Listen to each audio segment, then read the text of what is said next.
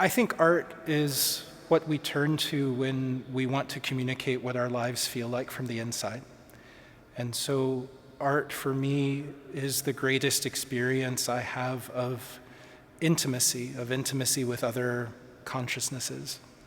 I also think, when we are bewildered by existence, art is the way we try to put a frame around a piece of reality and make sense of it. And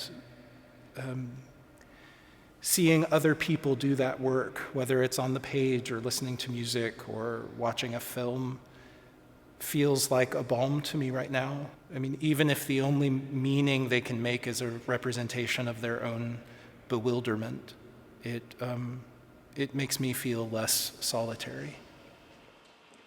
My name is Garth Greenwell. I'm a novelist, and I'm going to read a short passage from my most recent book, which is called Cleanness, which came out in January. And it's just a passage about ordinary happiness and about the happiness of being with another human being and the happiness of touch. These are the first two paragraphs of a story called The Frog King. It was too early for there to be so much light, so that when I woke, my first thought was of snow. We had pulled the drapes before sleeping, but they did almost nothing to darken the room. The snow caught scraps from street lamps and neon and cast them back up.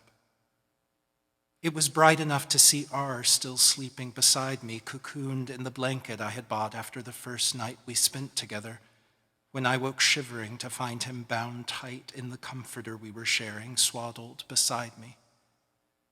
He repeated the word all that day, apropos of nothing, swaddled, swaddled. He had never heard it before. The sound of it made him laugh. He would sleep for hours still. If I let him, he would sleep the whole day. He loved to sleep in a way I didn't, sliding into it at every chance, whereas almost always I slept poorly, uneasily. I woke finally with a sense of relief. He complained if I woke him. I'm on holiday, he would say, let me sleep. But he complained more if I let him sleep too long. We only had 10 days together, his winter vacation, which he had decided to spend in Sofia while everyone else he knew went home. Mornings were my time to work, to spend with my books and my writing, my time to be alone. I would get up soon, but for now I kept looking at him, his face bearded and dark, smoothed out by sleep. It was all I could do not to touch it, as I did often when he was awake, cupping his cheek in my palm or reaching around the curve of his skull. He had shaved his head at the end of the semester. I liked to run my hand around and around it until he ducked and told me to stop, annoyed but laughing too. Even annoyance was part of the pleasure we took in each other. We were that early in love. I was still groggy with sleep when I turned into the main room, and I stood uncomprehending for a moment before I realized that R had rearranged things in the night. He had moved the table to the middle of the room and had placed my winter boots on top of it, beside the little tree we had bought earlier that week. Sticking up from the boots, there were packages wrapped in newspaper, his Christmas gifts for me.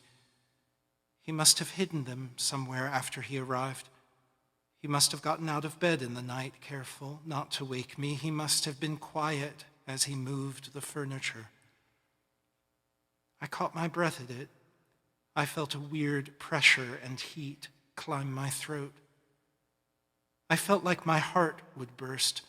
Those were the words for it, the hackneyed phrase, and I was grateful for them. They were a container for what I felt, proof of its commonness. I was grateful for that, too, the commonness of my feeling. I felt some stubborn strangeness in me ease. I felt like part of the human race.